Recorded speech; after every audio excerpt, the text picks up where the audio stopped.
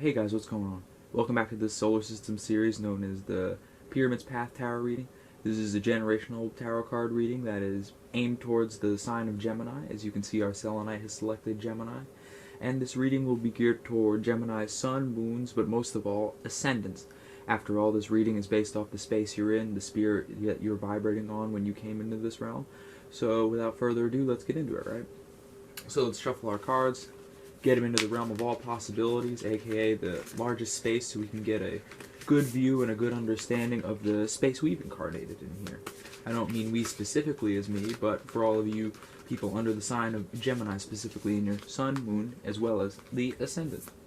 So why I call this a generational tarot card reading exactly is because this is sort of based off the fixed stars. This is based off of all the fixed stars that actually gave birth to the space that these constellations that influence us basically.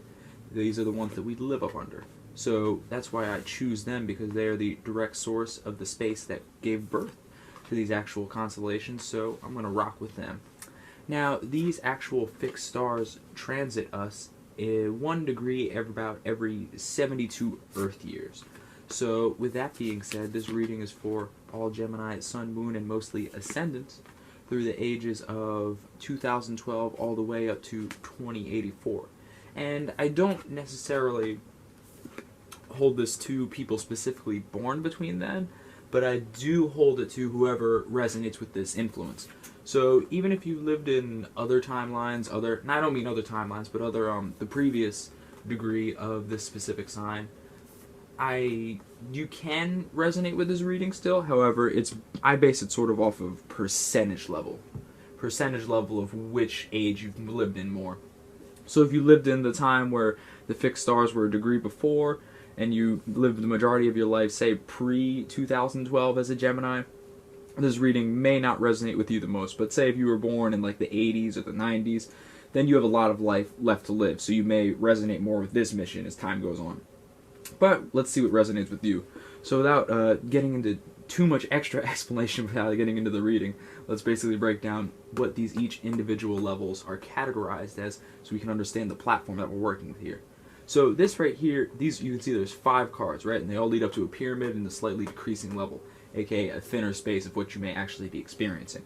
So this bottom level right here, you can see it's 5 cards. So I say it resonates with the 5th dimensional energy of your life.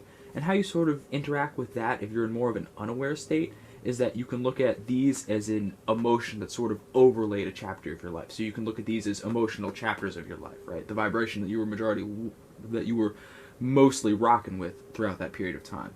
This right-hand side, this righteous side, is more of your past. So it's the situations that you sort of came into this world with, or the early part of the cycle that you're living in now.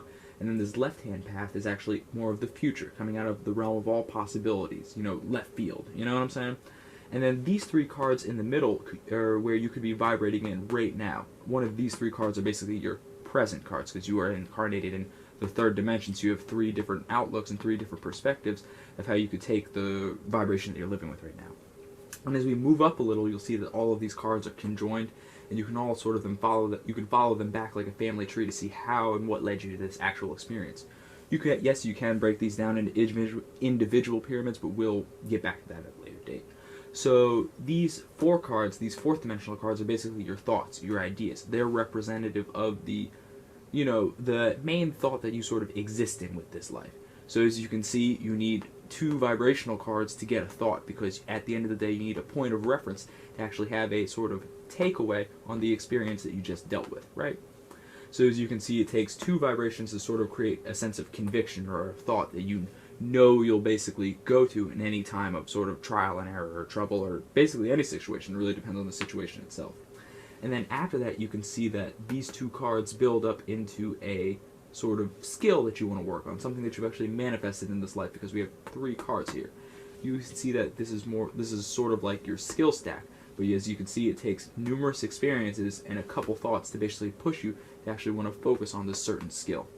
And then as we move up a little bit, we actually have the 2 pillars of your purpose. The 2, the 2 actual things that'll end up supporting your purpose, aka the conclusion of this reading. This is the day card, this is the night card, this is basically what you're consciously doing to support yourself, and this is what you're unconsciously doing to support yourself.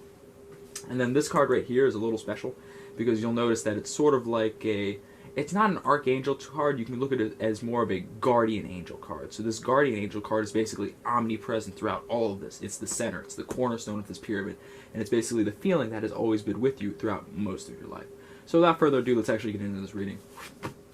So the first card you get, Geminis, is Lifting the Veil, questioning everything. Anything unaligned must go.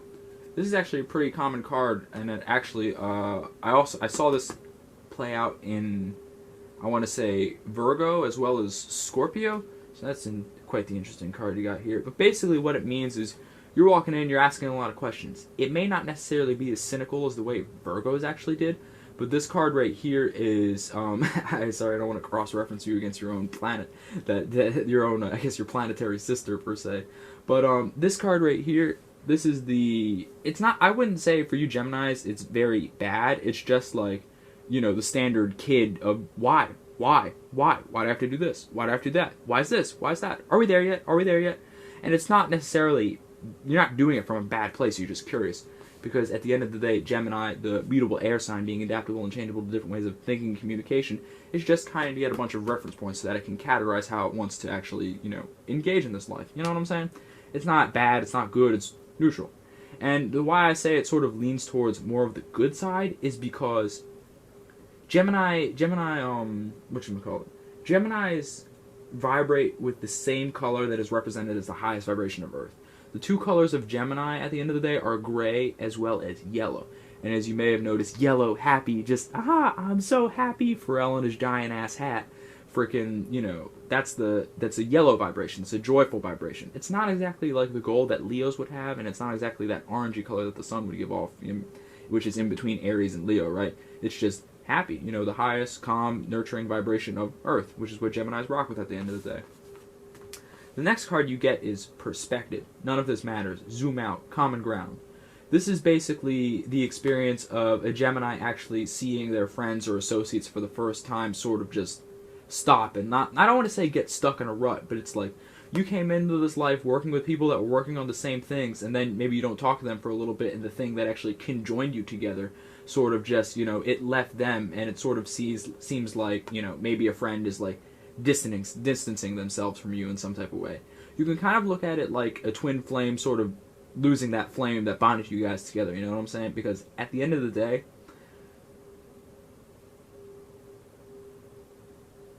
a twin flame is merely just someone that kind of shares the same perspective as you. Pardon my little break there, I had to sort of collect my thoughts. But if you can see this perspective card, it's an Earth, a singular point, a singular experience that you were growing with together, right? And then it's the realm of all possibilities, just empty space, just sort of zooming out. And, you know, when you guys lift the veil and keep asking questions, you keep asking that why, maybe someone got focused, maybe they got focused on something else, and maybe you were even the one that got distracted and sort of receded themselves from the same thing you were working on, and you just entered like, oh, there's this star, this star, this star, this star. You can see that this isn't just all black. There's numerous stars around this Earth, numerous different possibilities, numerous lights, numerous different outcomes on the same subject. So that sort of may have happened. And then the next card we pulled right here is the I Remember card, Soul Plan, the Fated Life versus the Destiny Life. You know, I kind of look at the Fated Life as the vibration that you sort of came in on, the wave that you rode in on, the feeling that you rode in on, and the Destiny Life sort of you seeing this, but you sort of creating a different shape and form for how you wanted to go about it, right? So now that you've sort of lifted the veil, you've expanded your horizons, you kind of remember why you came here, right? And it's not, Geminis would experience this way differently than a lot of other signs, because they're not going to experience it like an earth sign, they're not going to experience it like an air sign, but they can understand how each of them would experience it, right? So not only are they, you know, trying to intellectualize what's happening, trying to intellectualize what they're remembering, and trying to create a system, a constant system that's not, it's similar to how a Virgo would, where it's like they're trying to create more efficiency of it, but it's while the method of efficiency is changing, so too is the what they're actually focusing on, if that makes any sense, you know? This is that like, ooh, I see this, I want to do this, and then it's like, oh yeah, I was planning on doing that, but on a spiritual level. You know what I'm saying? So it's just like, you wake up, you want to do something new that day, but you have a whole schedule, and you're just like, well, how can I sort of do both, and sort of like do all this other stuff on the downtime, right? This is this is the exact card a Gemini would pull. But it's some deep spiritual shit. Don't let your means of understanding sort of, hold you back from the actual weight that this carries. So the next card you got is a new Earth. It's happening. Keep holding on to the vision. Now, remember, the vision sort of comes from the past, right? You incarnated here in a wave, right? So ask yourself, what is your purpose? What do you want the Earth to be? How do you want the Earth to be? I sort of see a lot of Geminis kind of wanting everything to be light, fun, like the vibration that Earth used to be, that more yellow vibration. Now it's getting a little more red, a little more orange, because as you may have noticed, we're getting a lot of Martian energy, a lot of aggression, a lot of motivation, a lot of just pure If you're living during this time around when this was recorded, you know exactly what I'm talking about. So with this card being here, this is you sort of just like putting the pieces together and actually accepting the weight of what this is. You can see it's just the I remember card. This person's sitting on like rubble, some ruins, like a fallen down building, like, and then like it's halfway into the spirit world, right? So it's sort of like, and if you can see a little deeper, it's a mix between Earth inside the waters and then the stars inside of the waters. As we all know, stars are water, vibrations, feelings, and just different ways of going about, riding the wave. And this is sort of you trying to split the difference and being like, damn, But this vision, you guys know exactly what this vision was. And just because you're in the air, it's moving around a lot. Don't think you don't know what it is. You know what it is. All right, now the next card is surrender to the sweetness, Venus energy, pleasure, joy, make love to life. So, I mean, to put it lightly, basically you guys got the light you wanted here. You may have not actually manifested it for, what's the word?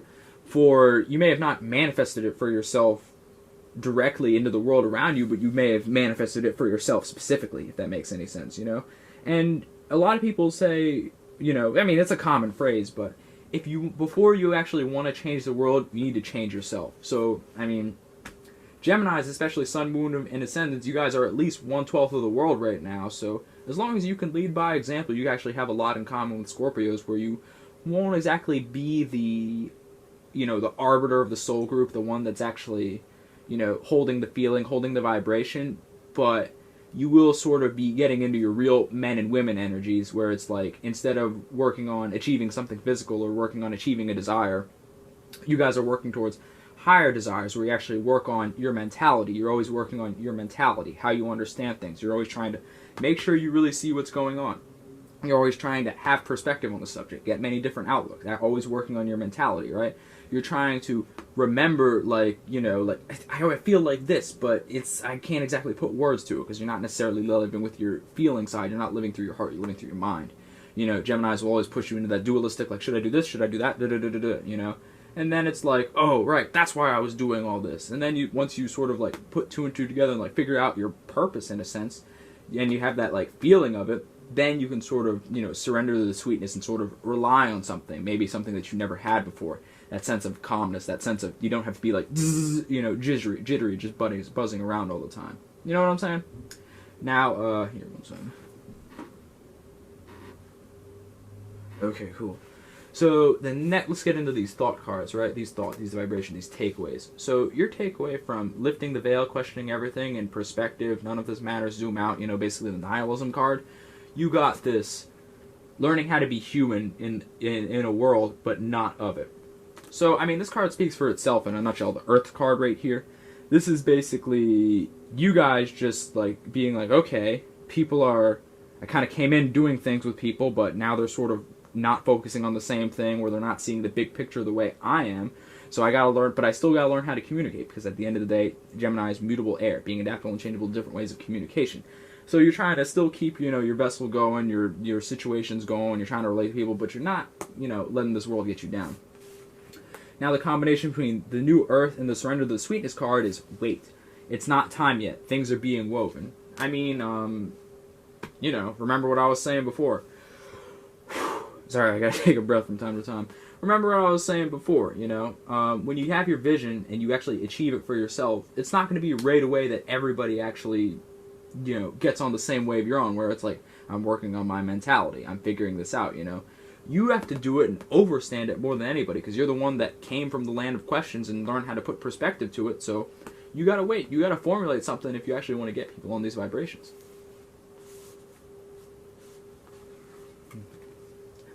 Now, the card that you got that was in between I Remember and Perspective is Breath of the Cosmos. My will to die. My will to thy will. Micromanaging the universe, right? So, Breath of the Cosmos. This card is like, so remember how you were trying to figure all the things out, you're trying to put perspective to it and really like get your little bit of a, I know it was work, but get your Sagittarius energy on and actually, you know, remember the soul plan, the fated life. Putting these two things together is a tough one because it's a lot easier to get everybody to help work on your perspective and sort of just talking this out, because at the end of the day, Geminis are always communicating, you know, they're always like da-da-da-da-da, whether it's in here or actually in the world around them, right? So naturally, you're just going to try to communicate and get everybody focused on what you're focused on. But you have to remember, you don't even remember what that vision was, and you haven't really crystallized what that is. Maybe you have, maybe you feel like it. I'm not the one telling you where you're living, but this is what the cards are saying. So this Breath of the Cosmos cards, you may get a little Virgo-y and be like, okay, I'm sort of hitting the feminine side to my own planet right here, and things are getting a little rough. So let me just sort of spread this out and sort of da-da-da-da-da-da. You know what I'm saying? Alright, hey guys, how's it going? Thanks for following this video up until this point. Hopefully it resonates with you and hopefully you really got something out of it and maybe even some deep insight on how your life has been going, the emotional paths, and you actually have a means to categorize it in a way that truly resonates with you. So, thanks for following this. If you guys actually want more and you want to see this full reading, you can click on our Patreon link below, but for now, just take a spin with me and let's see this bigger reading for the entire ecliptic that we have going on ourselves. So once again, Patreon link is in the description if you actually want to see the full reading and you can see the full end of the path, all the takeaways, and everything that you actually enjoyed up into it so far and what it actually concludes to.